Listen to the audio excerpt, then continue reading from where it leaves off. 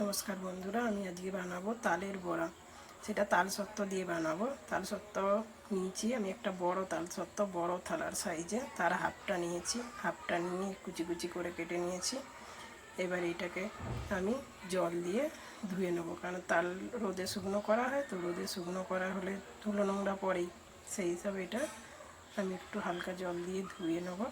ধুয়ে নিয়ে এটা গরম জলে ভিজুর দিতে দিয়ে দেবো। ভিজুর দেবো 10 থেকে 15 মিনিট ভিজুর দিয়ে রাখবো। ওটা তালসত্ত্বটা ভিজুর দিচ্ছি। আমি এদিকে ময়দা আর নারকেল নিয়ে নিলাম।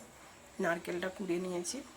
এবার একটা মিক্সির জার নিয়েছি। মিক্সির জারের মধ্যে আমি কিছুটা গোবিন্দভোগ চাল নিয়েছি। গোবিন্দভোগ চালটা ভিজিয়ে ভালো করে জল ঝরিয়ে শুকনো করে রেখেছিলাম। এবার তার মধ্যে আমি মিক্সির মধ্যে সেটা ঢেলে দিয়েছি। এবার এর মধ্যেই আমি আলাদা করে আর পিসছি না, এর মধ্যেই দিয়ে দিচ্ছি চিনিটা। আর তোমরা চাইলে গোবিন্দভোগ চালটা আলাদাভাবে পিষে নেবে। চিনিটা 1 বাটি পরিমাণ দিচ্ছি। দিয়ে কিন্তু তোমরা চাইলে বন্ধুরা অবশ্যই আতপ চালটা আলাদাভাবে পিষে নেবে। আমি 1 বাটির মতন চিনি দিয়েছি আতপ চালের সঙ্গে, দিয়ে একসঙ্গে পিষে নেবো। আর তার মধ্যেই 4টে এলাচ দানা দিয়ে নিয়েছি, ছাড়িয়ে দিয়ে একসঙ্গে পিষে নিয়েছি। এইদিকে তালসত্ত্বটা আমার ভিজানো হয়ে গেছে। এইটা আমি হাত দিয়ে চটকাচ্ছি বন্ধুরা। তোমরা কিন্তু পারলে এটাকে মিক্সিতে ঘুরিয়ে নিতে পারো, মিক্সিতে পেস্টটা ভালো বেনে যাবে, কিন্তু হাতে অতটা ভালো হয় না। তবু আমি হাত দিয়ে করে নিচ্ছি। তোমরা এটা মিক্সিতে দিয়ে পেস্টটা ভালো করে বানিয়ে নেবে। এটা আমি মিশিয়ে নেবো। এবার পেস্টটা বানানো হয়ে গেছে। এবার এর মধ্যে ময়দাটা দিয়ে আমি আবার এটা ভালো করে মিশিয়ে নিচ্ছি। ভালো করে মিশিয়ে নাও। আর বন্ধুরা, তোমরা তালসত্ত্বটা বানিয়ে রাখতে পারো। তালসত্ত্বটা বানিয়ে রাখলে সারা বছরে যখন যা ইউজ করতে পারবে অবশ্যই। আর তালসত্ত্বটা বানানোর জন্য তুমি তালের মাঠটা বার করে তালটাকে গরম করে নেবে। ভালো করে শুকনো করে গরম করে নিয়ে ফুটিয়ে নিয়ে ভালো করে জলটা শুকিয়ে নেবে। তারপরে থালার মধ্যে তেল মাখিয়ে থালায় দিয়ে রোদে শুকুর দিলেই 1 দিন 2 দিন 3 দিন দিলেই শুকিয়ে যাবে। এবার এদিকে আমার মাঠটা মাখানো হয়ে গেছে, ভালো করে নারকেল দেওয়া হয়ে গেছে, নুন দিলাম। নুনে দিয়ে এটা ভালো করে মিশিয়ে নেব। ভালো করে মিশিয়ে নেওয়ার পর ভালো করে মিশিয়ে নিচ্ছি আমি।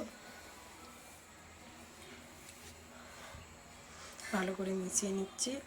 আর এদিকে আমি তেলটা কিন্তু আমি বসিয়ে দিয়েছি কড়াতে গরম হতে। এইদিকে এইটা আমার মাখানো হতে হতে আমার তেলটা কিন্তু বসানো হয়ে গেছে। তেলটা বসিয়ে দিয়েছি আমি, তেলটা গরম হচ্ছে। আর এইদিকে আমার এটা মাখানো হচ্ছে, একটু ভালো করে এটা মাখাতে হবে।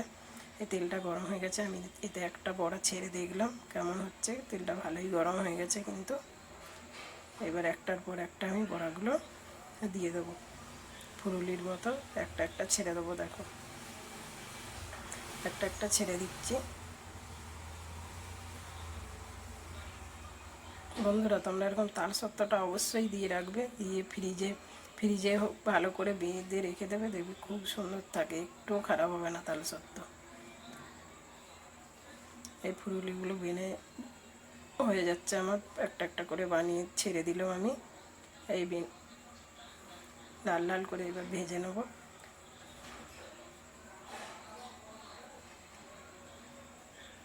যতটা তেল থাকবে পরিমাণে, তোমরা যতগুলো ধরবে ততগুলো দিতে পারো ফুলুলি একসঙ্গে, যে হিসাবে তেল থাকবে। একটা একটা এত ভাঙবেও না, কিছু না। দেখো ফুলুলিগুলো কি সুন্দর ফুলে গেছে। এবার তোমরা ফুলুলিগুলো কি সুন্দর ফুলে গেছে। এবার একটু ভালো করে নেড়ে চেড়ে ভাজা হয়ে গেলে আমি তুলে নেব। দেখো কি সুন্দর ফুলে গেছে। একটু লাল লাল করে ভেজে নেবে।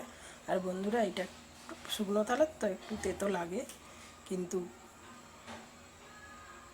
একটু মিষ্টির পরিমাণটা বেশি দেবে, তাহলে তেতোটা ওরা তো লাগবে না। এই আমার সব ভাজা হয়ে গেছে। বাই।